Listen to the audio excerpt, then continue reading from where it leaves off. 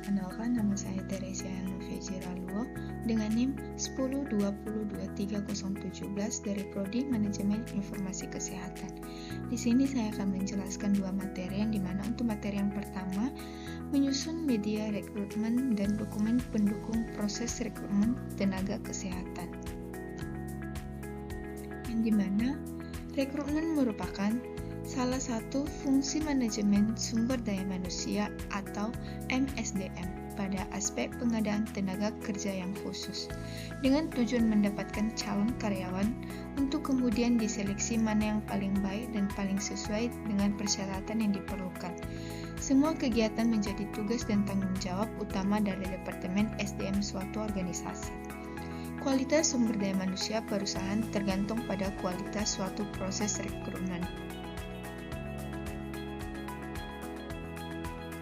Menyusun iklan lowongan dan job description. Pemasangan iklan merupakan salah satu jalur rekrutmen yang paling sering digunakan. Iklan dapat dipasang di berbagai tempat dan menggunakan berbagai media, baik visual, radio, maupun yang bersifat audiovisual. Lowongan pekerjaan dapat diiklankan secara internal dan dalam lingkungan perusahaan atau eksternal secara lokal atau di dalam industri. Banyak perusahaan yang lebih suka perekrutan internal posisi tingkat dasar untuk memastikan pelamaran akan cocok dengan tim atau lingkungan kerja dan dapat merencanakan kegiatan pelatihan khusus untuk mengembangkan keterampilan secara internal. Iklan internal biasanya terjadi melalui email atau papan pengumuman yang terletak di mana setiap orang dapat melihat. Juga dapat dilakukan secara lisan melalui rapat dan dari mulut ke mulut. Meskipun hal ini dapat menyebabkan kesulitan karena tidak semua pekerja yang tertarik mengetahui akan kekosongan. Adapun cara atau langkah dalam menulis iklan lowongan pekerjaan. Yang pertama, mengetahui jenis karyawan apa yang Anda ingin dapatkan. Kedua, tulis deskripsi tentang pekerjaan secara akurat. Tidak perlu terlalu rinci, namun menggambarkan posisi dan kerangka yang dapat diperlukan untuk mengisinya. Ketiga, daftar kualifikasi, tulis yang penting saja. 4. Periksa untuk memastikan bahwa iklan tidak termasuk syarat diskriminatif yang akan melanggar hukum dan dapat membatasi orang yang dapat dipilih. Kelima, tambahkan informasi kota yang jelas dan instruksi bagaimana menerapkannya. Keenam, pastikan seseorang kemudian dialokasikan dalam perusahaan untuk menjawab pertanyaan yang mungkin muncul tentang pekerjaan. Ketujuh, pastikan bahwa Anda telah memasukkan tanggal penutup untuk aplikasi dan menambahkan persyaratan lain yang mungkin Anda miliki. Misalnya, jika Anda membutuhkan seseorang yang menyiapkan referensi dan lain-lain. Dan yang terakhir, periksa ulang iklan Anda, yang dimana salah eja mencerminkan citra buruk pada bisnis Anda dan kesalahan nomor telepon dapat membuat iklan tidak efektif. Media rekrutmen, yang dimana sebagai aktivitas dan proses untuk mencari sumber daya manusia dengan motivasi, kemampuan, keahlian, dan pengetahuan yang dilakukan dengan seksama untuk dipekerjakan pada suatu jabatan dalam organisasi, yang dimana memiliki beberapa tujuan. Menyusun media rekrutmen yang efektif sangat penting dalam proses pencarian dan seleksi calon pegawai yang berkualitas. Adapun cara untuk menyusun media rekrutmen ialah yang pertama, tentukan kebutuhan dan kebijakan rekrutmen organisasi. Kedua, pilih sumber rekrutmen yang efektif untuk mencapai tujuan organisasi. Ketiga, buat iklan yang jelas dan menarik untuk pelamar potensial. Dan terakhir, pastikan prosedur lamaran yang jelas dan mudah diikuti. Di sini juga ada dokumen pendukung pada proses rekrutmen tenaga kesehatan, yang dimana sangat penting untuk memastikan bahwa proses rekrutmen berjalan dengan efektif dan efisien. Berikut ada beberapa dokumen rekrutmen yang menjadi pendukungnya, yaitu yang pertama, surat lamaran kerja, yang dimana dokumen yang berisi pada permohonan kerja dari calon pegawai. Yang kedua, CV atau resume, itu yang dimana dokumen yang berisi informasi tentang pengalaman kerja, pendidikan, dan kualifikasi calon pegawai. Dan yang terakhir, Ketiga, ada sertifikat kompetensi di mana termasuk dokumen yang membuktikan bahwa calon pegawai memiliki kompetensi yang diperlukan untuk suatu posisi. Dan yang keempat, ada hasil tes atau wawancara, di mana dokumen yang berisi hasil tes atau wawancara yang dilakukan dalam proses perekrutmen. Rekrutmen tenaga kesehatan.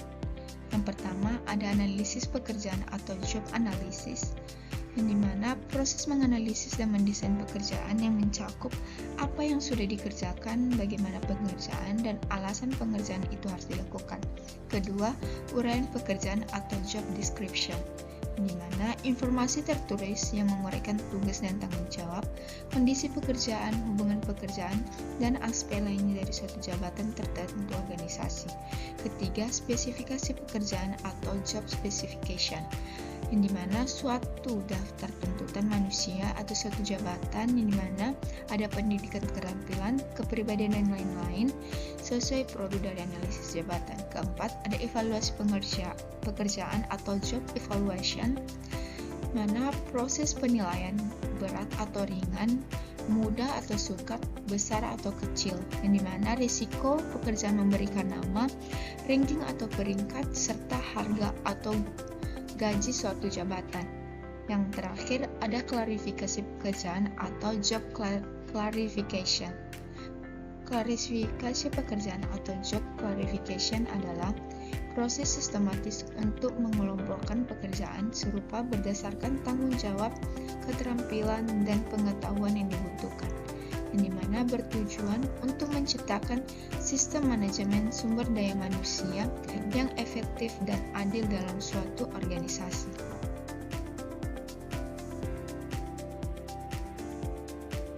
Sini pada materi yang pertama ada 2 contoh kasus. Untuk kasus yang pertama, di rumah sakit X sehat sedang mengalami kekurangan tenaga kerja di bagian medis.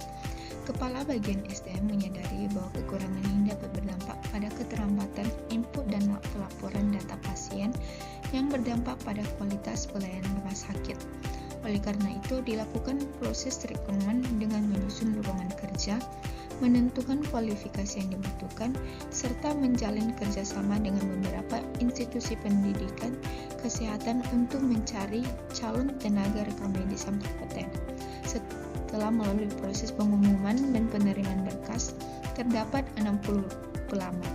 SDM kemudian melakukan seleksi administrasi, tes kemampuan teknis, serta wawancara untuk mendapatkan 5 orang terbaik sesuai dengan kebutuhan rumah sakit. Apa tujuan utama dari proses rekrutmen yang dilakukan oleh rumah sakit? Pada kasus ini, bagian A, mengurangi beban kerja perawat di ruang rawat inap. B, menambah jumlah pasien yang berobat ke rumah sakit. C, menyaring calon tenaga kerja yang paling sesuai dengan kebutuhan bagian rekam medis. D, meningkatkan keuntungan rumah sakit melalui promosi pelayanan. E, menghindari konflik antara bagian dalam rumah sakit. Untuk jawaban pada kasus yang pertama yaitu C, menyaring calon tenaga kerja yang paling sesuai dengan kebutuhan bagian rekam medis. Karena pada proses rekrutmen ialah kegiatan dalam manajemen sumber daya manusia atau MSDM yang bertujuan untuk mendapatkan calon karyawan yang paling tepat sesuai dengan kebutuhan organisasi. Dalam konteks di rumah sakit, khususnya di bagian rekam medis, rekrutmen dilakukan agar rumah sakit mendapatkan tenaga kerja yang kompeten dalam mengelola data medis pasien secara akurat dan tepat. Hal ini penting karena keterlambatan atau kesalahan dalam pengelolaan rekam medis bisa berdampak serius pada pelayanan medis secara keseluruhan. Jadi dalam kasus rumah sakit ini, SDM melakukan serangkaian kegiatan rekrutmen seperti pengumuman lowongan, seleksi berkas, tes teknis, wawancara, dan bertujuan untuk menyaring calon tenaga kerja yang paling sesuai dengan kebutuhan pada bagian rekam medis. Untuk kasus yang kedua, di Rumah Sakit Harapan mengalami peningkatan jumlah pasien secara signifikan dalam 3 bulan terakhir. Hal ini menyebabkan bagian rekam medis kewalahan dalam mengelola data pasien, baik data kunjungan, rawat inap, hingga pelaporan untuk kebutuhan administrasi dan medis. Kepala Bagian SDM kemudian mengambil langkah strategi dengan melakukan proses rekrutmen tenaga rekam medis baru.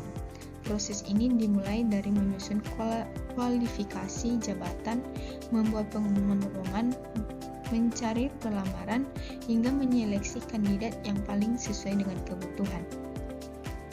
Mengapa penting bagi rumah sakit untuk melakukan rekrutmen tenaga rekam medis yang baru?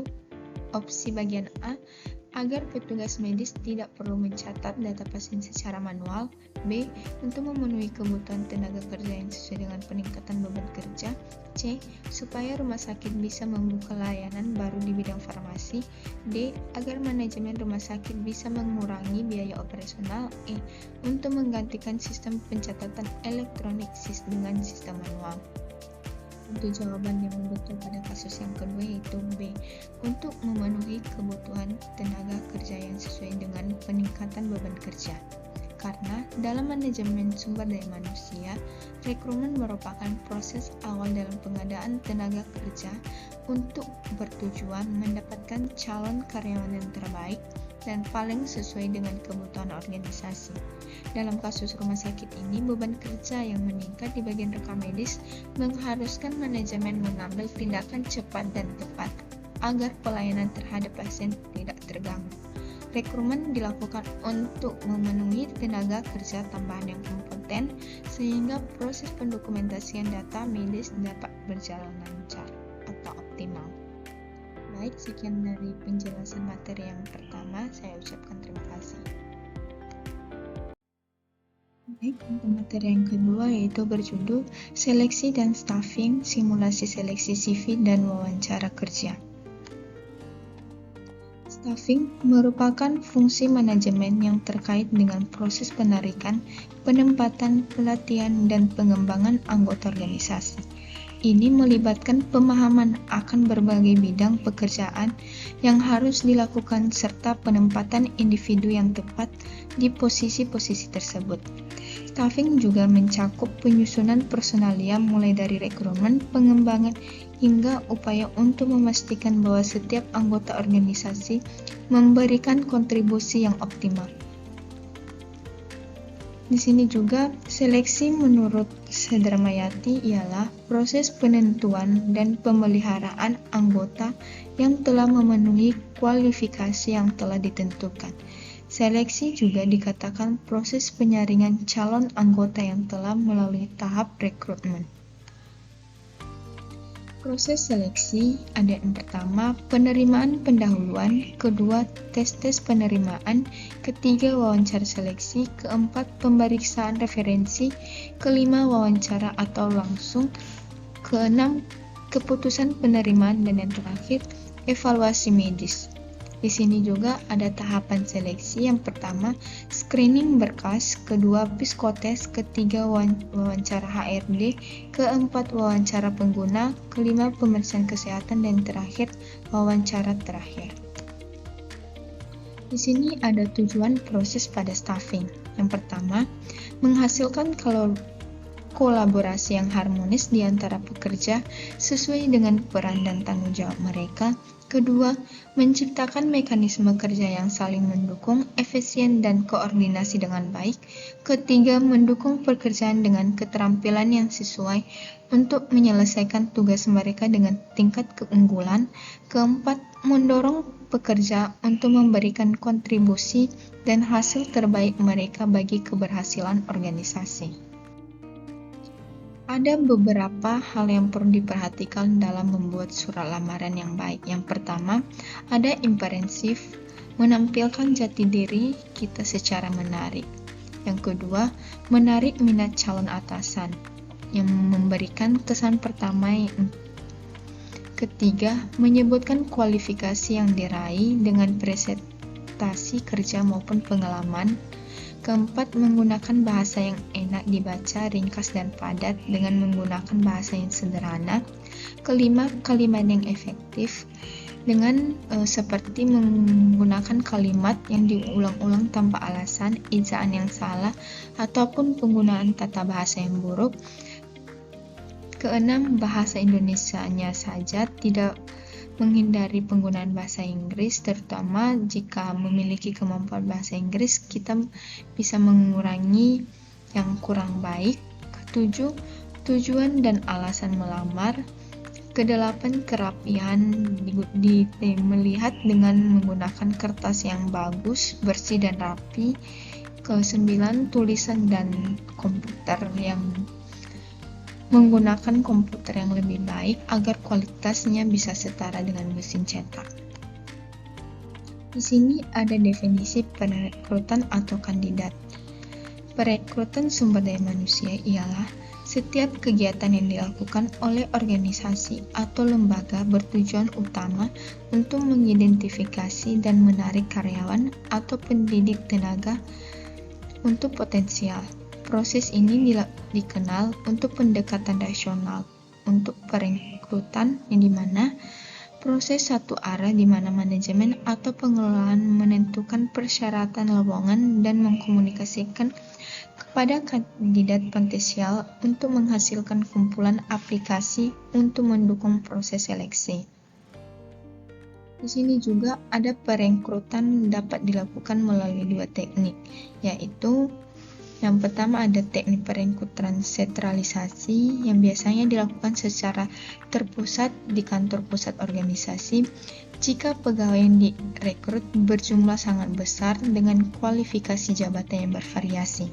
Kedua, ada teknik perekrutan desentralisasi yang dimana biasanya terjadi dalam organisasi yang relatif kecil, kebutuhan rekrutmen yang terbatas, dan dalam organisasi pekerjaan yang berbagi tipe pekerja. Rekrutmen desentralisasi ini dipakai untuk posisi yang profesional, ilmiah, dan administratif dalam suatu organisasi. Proses rekrutmen yaitu yang pertama menyusun strategi, kedua pencarian pelamar, penyaringan atau penyisahan pelamar yang tidak cocok. Di sini juga ada dua metode perekrutan, ada metode tertutup dan metode terbuka. Yang dimana metode tertutup yaitu pelaksanaan rekrutmen terbatas hanya untuk karyawan dan orang-orang tertentu sehingga lamaran yang masuk tidak banyak. Dengan demikian akan sulit memperoleh karyawan yang baik.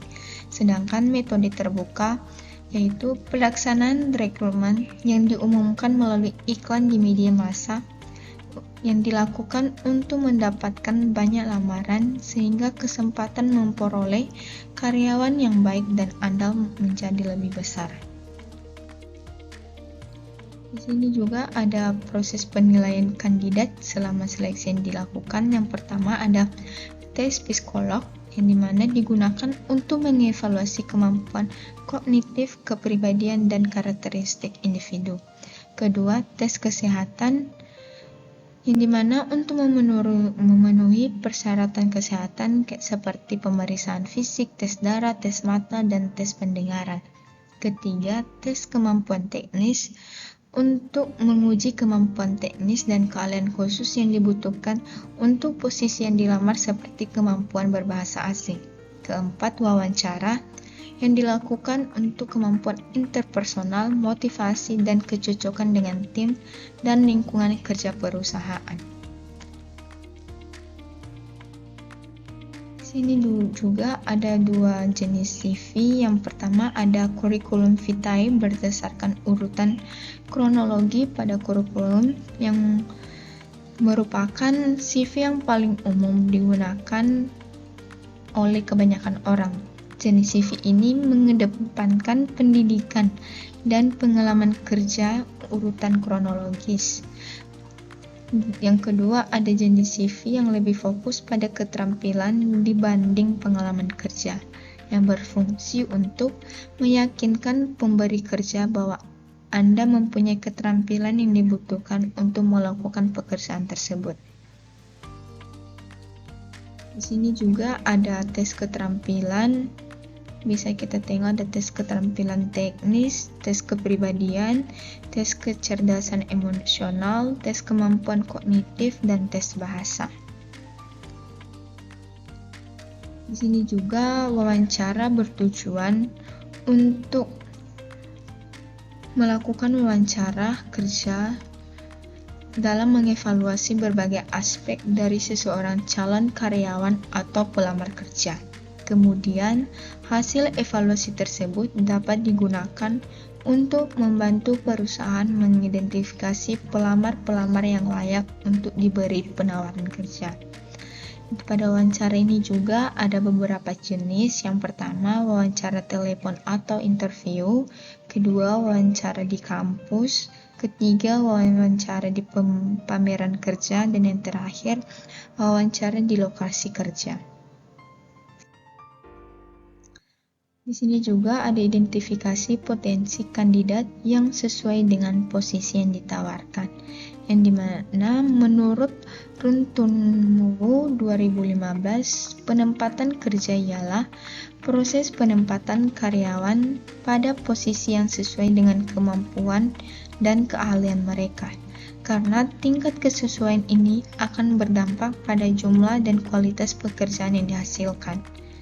Mattis dan Jackson juga menekankan bahwa penempatan merupakan proses pencocokan antara karyawan dan pekerjaan yang tepat. Sedangkan menurut Alwi tahun 2001 juga bahwa masalah terkaitan lokasi penempatan dan waktu penggantian karyawan ialah bagian penting dari perencanaan strategi organisasi. Terdapat pada jumlah prinsip yang perlu diperhatikan dalam penempatan karyawan pada materi ini. Yang pertama, aspek kemampuan yang menghormati hak dan kebutuhan individu. Kedua, prinsip demokrasi dalam pengambilan keputusan. Ketiga, penempatan individu sesuai dengan kompetensi yang dimiliki. Keempat, prinsip keadilan dalam memberikan upah yang setara untuk pekerjaan yang setara. Kelima, konsistensi arahan dan tujuan organisasi. Keenam, keselarasan antara tujuan dan individu tujuan dari organisasi. Dan yang terakhir, koordinasi pemerintah untuk memastikan alur kerja yang efektif.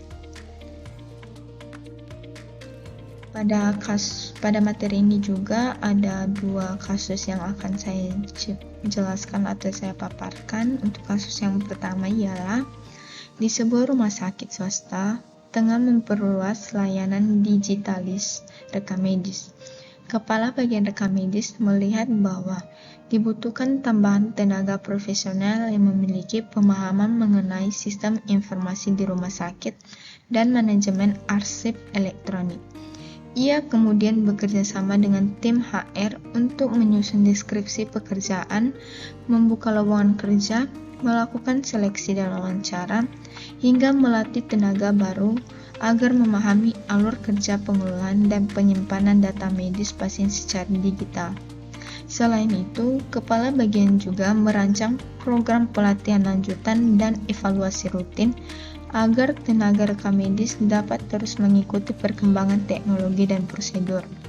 Kegiatan yang dilakukan kepala bagian rekam medis dalam kasus ini termasuk dalam fungsi manajemen, A. Planning, B. Organizing, C. Staffing, D. Direction, E. Controlling. Baik, untuk jawaban yang betul pada kasus yang pertama yaitu staffing. Karena dalam kasus tersebut, kepala bagian rekam medis melakukan serangkaian aktivitas yang mencangkup penarikan atau rekrutmen, seleksi, penempatan, pelatihan, dan pengembangan tenaga kerja di unit rekam medis di rumah sakit. Ia memastikan bahwa orang yang direkrut memiliki keterampilan yang sesuai dengan kebutuhan atau digitalis data, serta merancang pelatihan dan evaluasi agar karyawan mampu berkembang dan berkontribusi maksimal.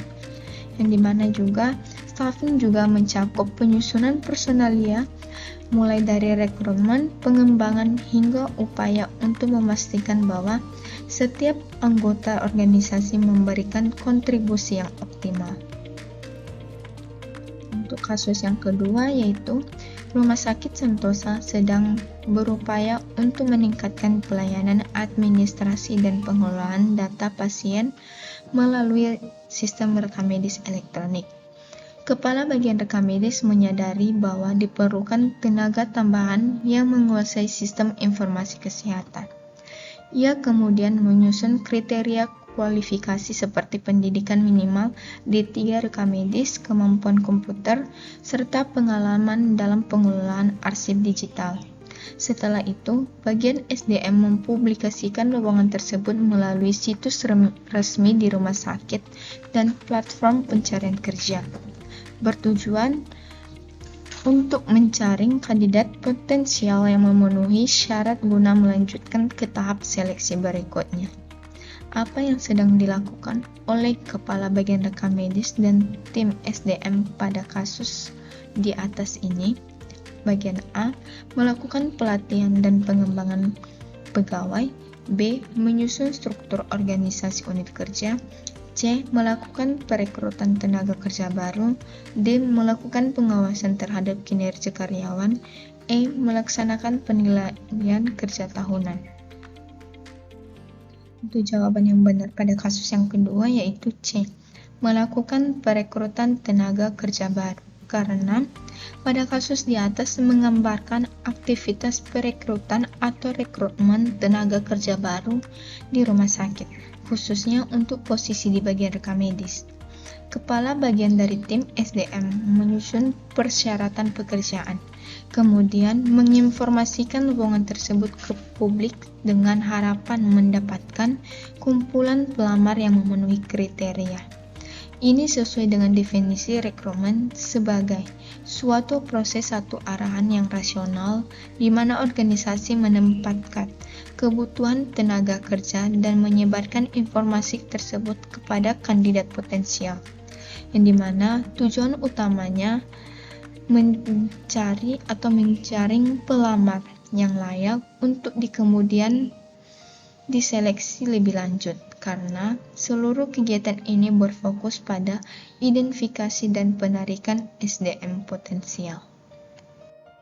Baik, sekian dari penjelasan dua materi, saya ucapkan terima kasih.